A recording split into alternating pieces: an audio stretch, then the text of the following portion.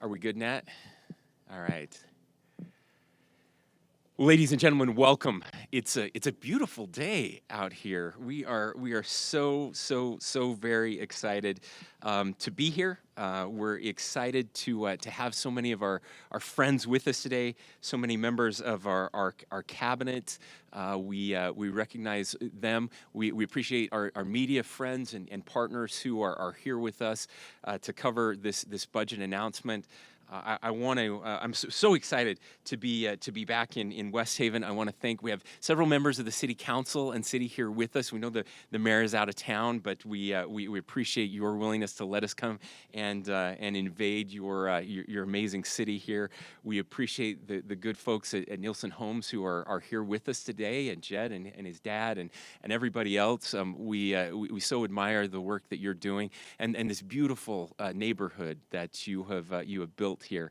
We're excited to showcase and highlight that a little bit. I want to thank those who came yesterday. For those of you that were paying attention, we announced major investments in a comprehensive approach to alleviate homelessness, including additional support for emergency shelters, new ways to address our labor shortage of behavioral health workers, changes to our civil commitment laws, a new home court to divert mental health cases out of the criminal justice system, and additional support for affordable housing so we can prevent homelessness in the first place.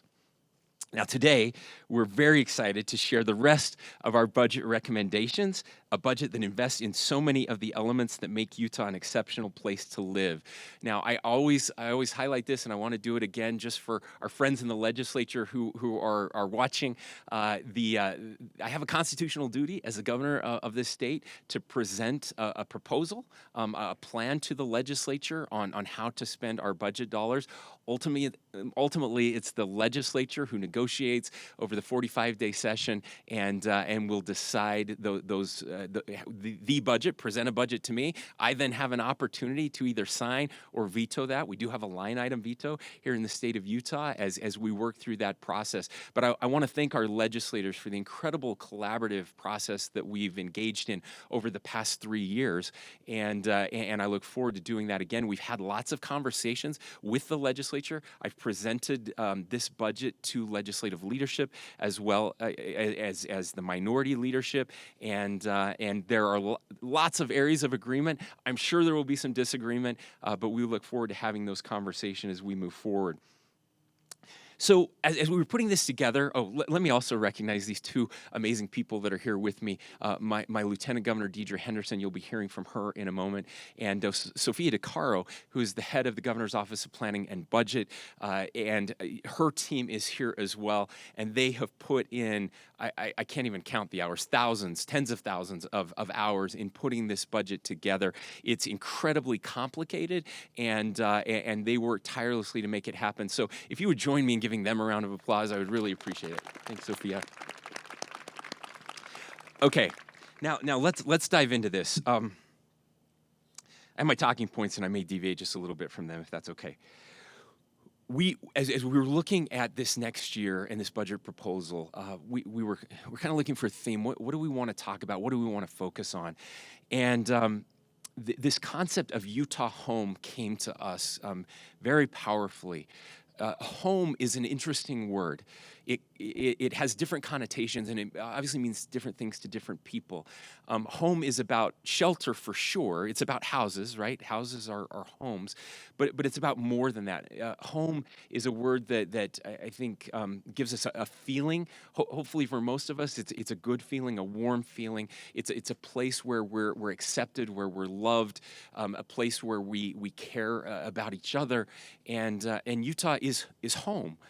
And I hope it feels like home, whether you've been here for 6 or 7 generations or you just moved here last week. I hope that Utah feels like home to you.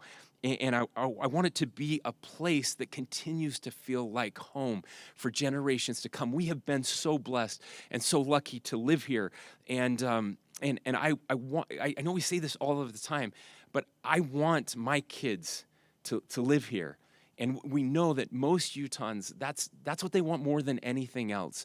They want this to be a place where their kids and grandkids can live and have a great life like so many of us have had. Some friends asked me a few weeks ago, what is the greatest threat to the prosperity of our state over the next 10, 20, 30 years? And after thinking about it and coming up with lots of different ideas, it came very clear to me that the single greatest threat to the future prosperity of our state is the price of a home. It's the inability, the unaffordability of homes in our state.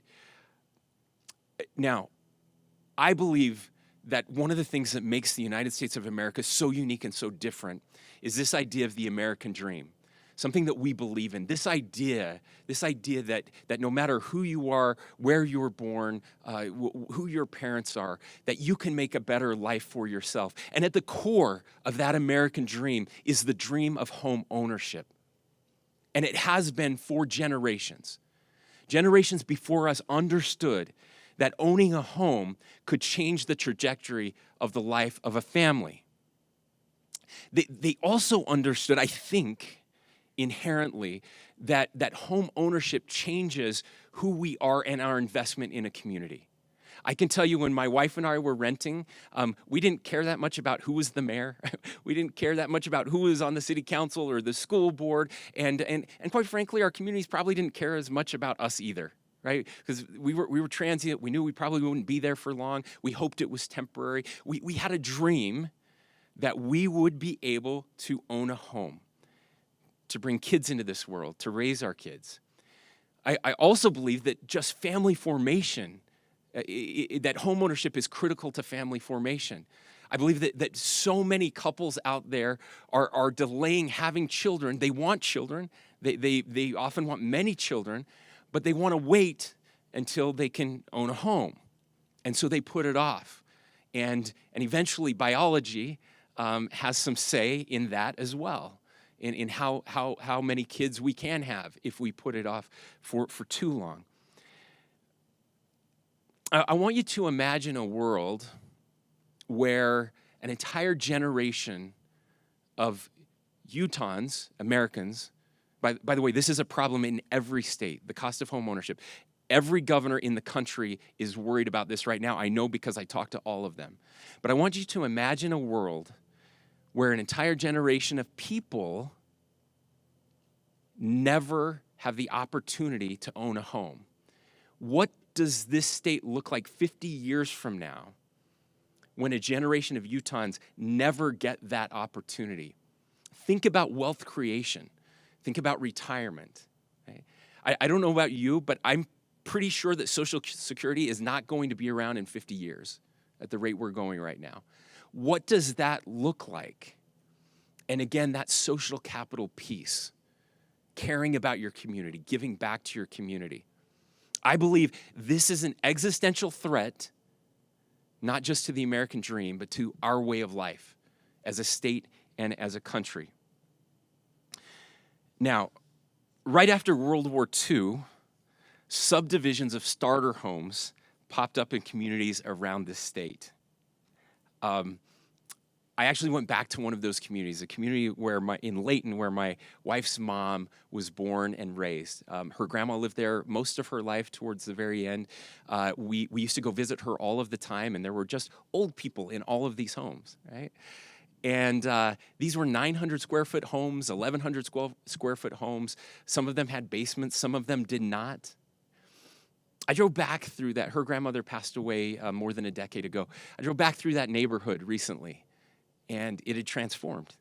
The neighborhood was full of kids. There were kids everywhere. Starter homes. We've stopped building starter homes. For the past 15 years in this state, and really across the country, we've stopped building starter homes. Again, the data is clear. Home ownership provides stability. Home ownership is critical to building wealth and upward mobility. Home ownership encourages people to start a family. Home ownership builds community. I was talking to a friend the other day about their parents who have lived in the same home for 40 plus years. They could afford to move somewhere else into a bigger home. They don't really like their house that much, and they will never move. They will never move because that's their community. They love that place. They've invested too much in that place, and it's special to them. We are here in West Haven because it is one of the very few places where we could find some starter homes that have been built in the last 15 years. And I want to thank West Haven City and Nielsen Homes and Jed Nielsen for welcoming us and helping us to build the housing stock our state so desperately needs. Unfortunately, for too many Utahns, that dream, that American dream, that dream of home ownership is out of reach. Let me give you some terrifying numbers. As of June 2022, so just a little over a year ago, the Kempsey-Gardner Policy Institute estimated that roughly 75 to 80% of Utah households cannot afford the median-priced home. 75 to 80% of Utahns right now could not afford the median-priced home. Let me give you some comparisons. In September of 2019, the Utah median home price was $336,000. That was just 4 years ago. $336,000.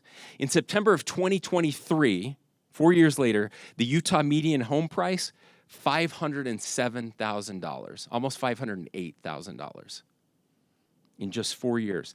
Now, when you overlay that with the mortgage rates, which were very different in 2019, right? With today's 30-year mortgage rate of over 7% and 5% down, we're looking at a monthly mortgage payment of $3,459. $3,459 for the median-priced home in this state. This does not even include PMI or escrowed taxes and insurance. The fact is, the single greatest threat to our future prosperity, the American dream, and our strong communities is the price of housing. Our kids will never be able to call Utah home if we don't start building starter homes again. There was an article in The Atlantic just last week where economists said that if you think housing affordability is going to come back anytime soon, you're wrong. In fact, they estimate that you won't be able to afford a home until at least 2030 and maybe later. So, what are we going to do about it? We're just going to wring our hands and lament like every other state in the nation? No one has figured this out yet.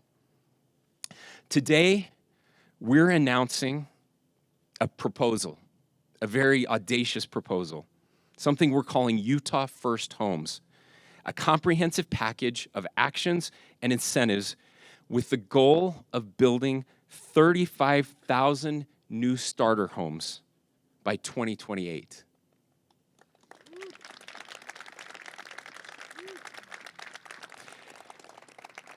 A centerpiece of our fiscal year 2025 budget, we're proposing $150 million investment in this program that includes several key components. First, I'm excited to announce the creation of a new housing innovation advisor who will be joining my senior leadership team. It's somebody you know. I will say, as we've been working on this, we brought the League of Cities and Towns together.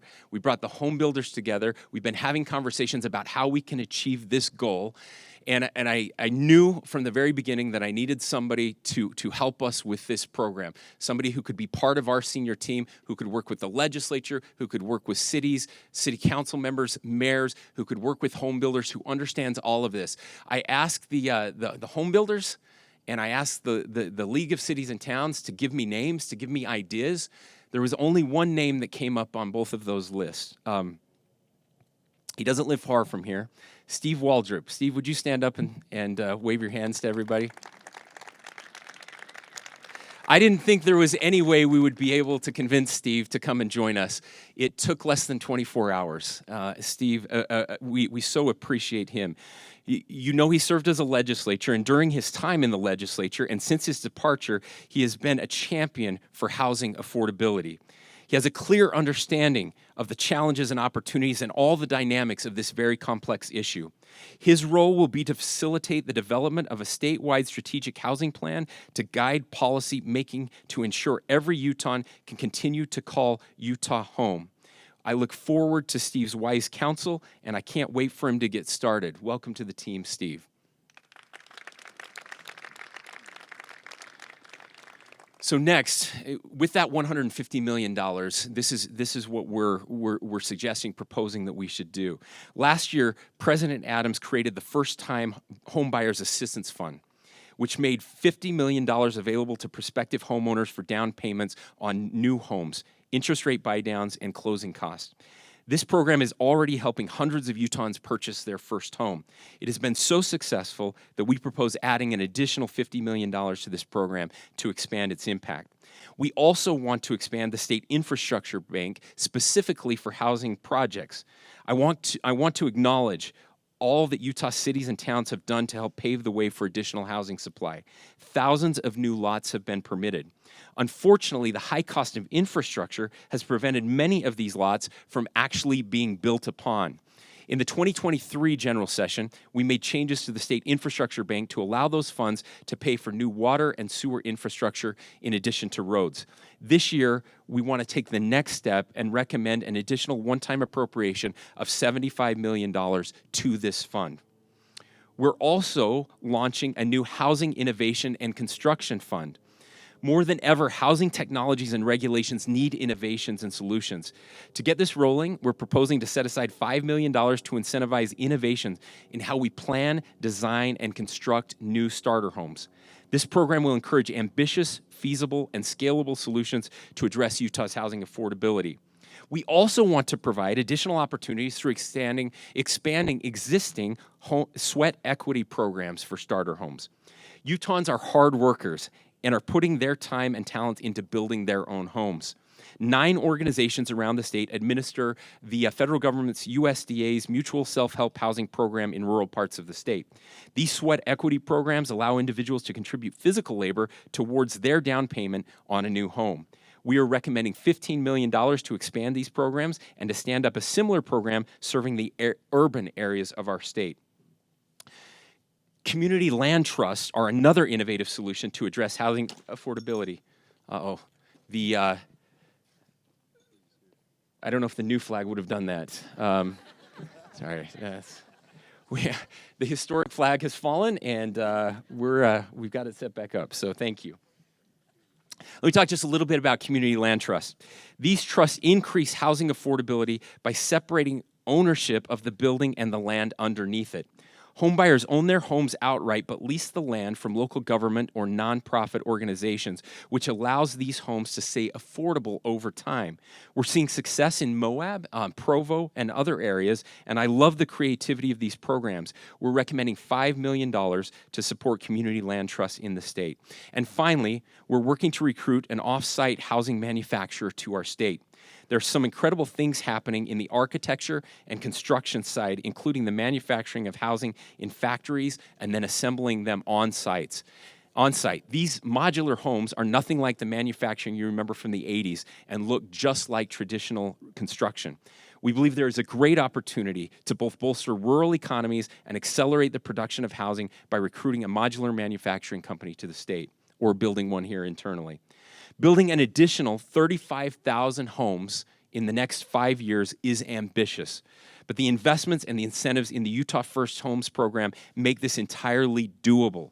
Utah First Homes will correct a market failure in the housing space and create new opportunities leading to home ownership for our kids and grandkids. I cannot emphasize this enough. This is about our kids and grandkids being able to live here. It's not about people from other states moving in here. People aren't selling their big houses in California and coming to buy starter homes in Utah. This is about our kids. This is about our future. This is about the American dream and the Utah dream and keeping the very best of Utah and making sure it is available to the next generation. The greatest generation of Americans did this. Another poster is down. We're good. We can leave that one down. The greatest generation, those World War II veterans who came back, they did this. They did this in our state, in our communities, and we can do it. We can do it again.